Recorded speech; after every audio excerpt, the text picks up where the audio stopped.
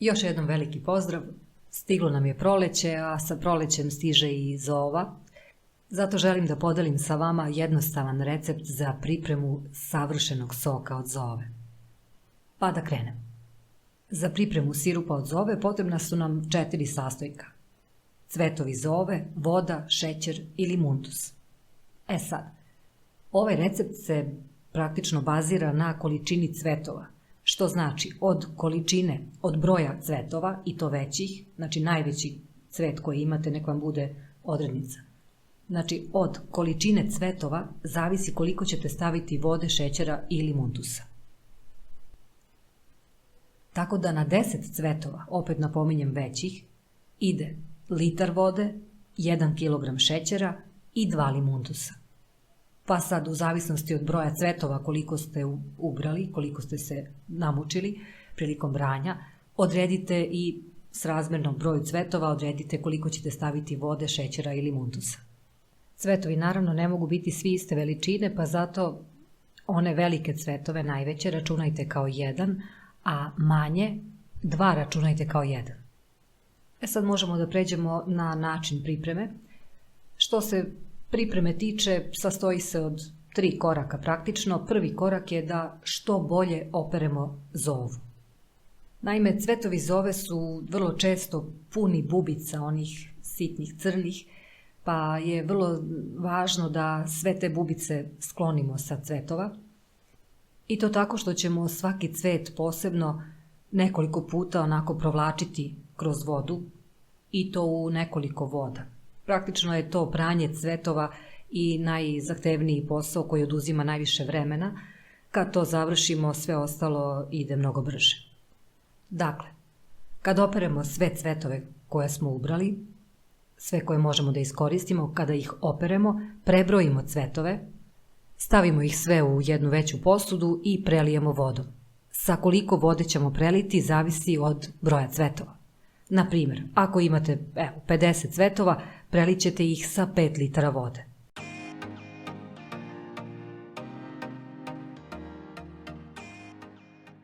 Nakon toga uzmemo jedan veliki plitak tanjir i okrenemo ga ovako na opačke da pritisne malo cvetove. Cilj je da ih on drži u vodi, zato se stavlja on kako cvetovi ne bi plivali gore i menjali boju, nego je poenta da budu, dok stoje u vodi, da budu u vodi, a ne iznad vode. Sada pokrijemo posude i ostavimo da odstoje preko noći, oko 24 sata.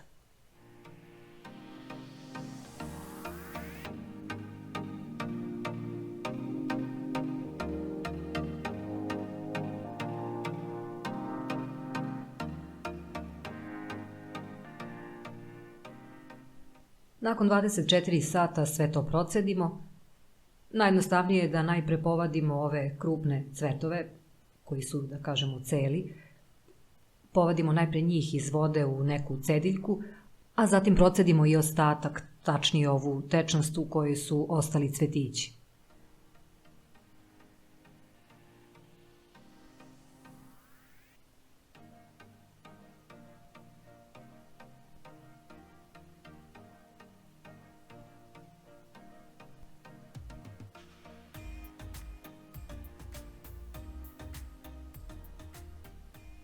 Cvetove koje ste prebacili u cediljku najpre rukom dobro stisnite da iskoristite, da iscedite što više soka iz njih, pa i to procedite kroz gazu pre nego što ga sastavite sa ostalom količinom.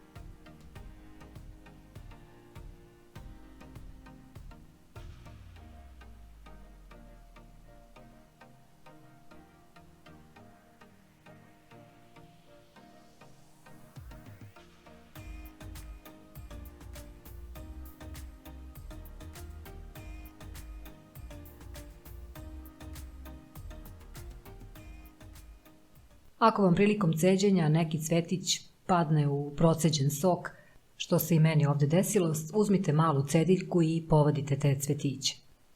Kada procedite sok, tu količinu soka koju ste dobili preručite u još veću posudu zbog dodavanja šećera. Sada kad smo sve procedili, vreme je da dodamo šećer.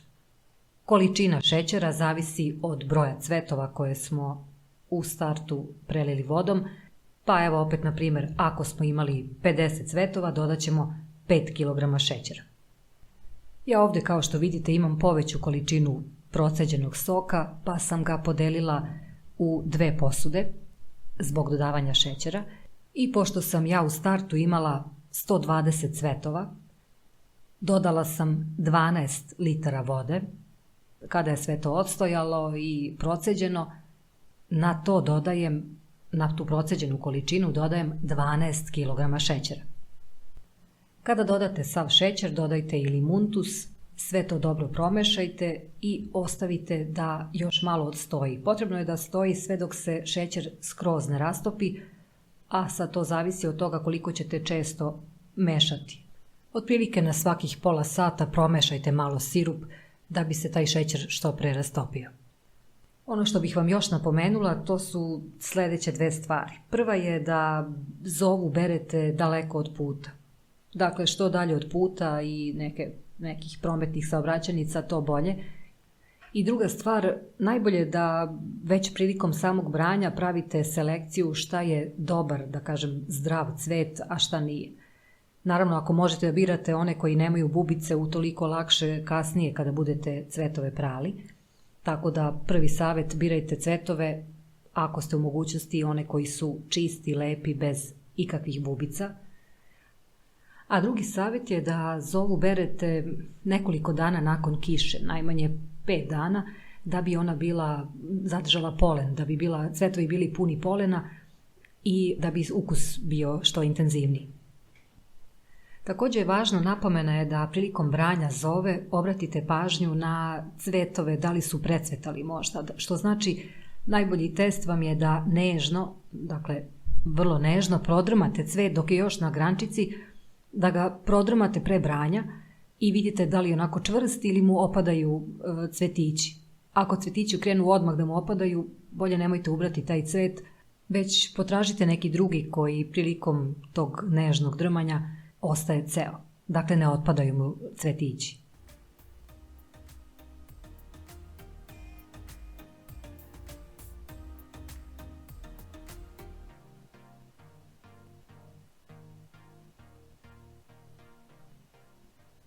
I evo kako izgleda gotov sirup, dakle spreman za sipanje u flaše.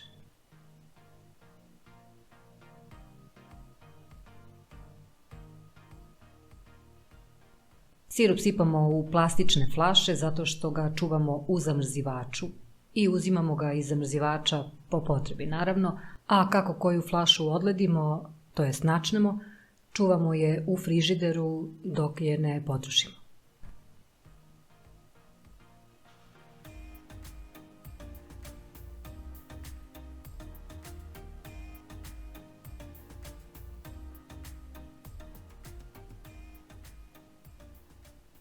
Vrlo je praktično sipati sirup i u ovako male flaše, manje, otprilike od pola litre ili 0,7 ako imate, zato što su dosta praktičnije kada ih otvorite, pre ih potrošite, tako da ako imate takve flaše, ako ih kupujete, čuvajte ih za potrebe soka od zove. I eto, za kraj, prilikom sipanja u flaše, ja obično pripremim i neku staklenu flašu, 1-2, u koju ću sipati sok koji ću najpre trošiti. Taj sok ide odmah u frižider i može tu da stoji 10 dana sasvim sigurno, da se ne pokvari, da mu ništa ne bude, a sve ostale flaše plastične odmah pakujem u zamrzivač.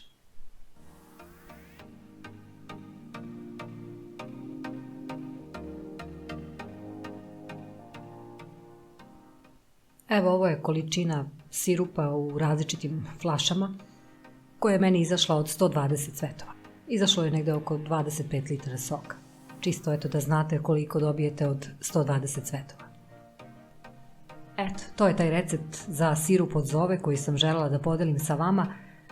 Ako isprobate ovaj recept za sirup od zove, bila bih vam zahvalna da napišete neki komentar da znam kako vam se dopao.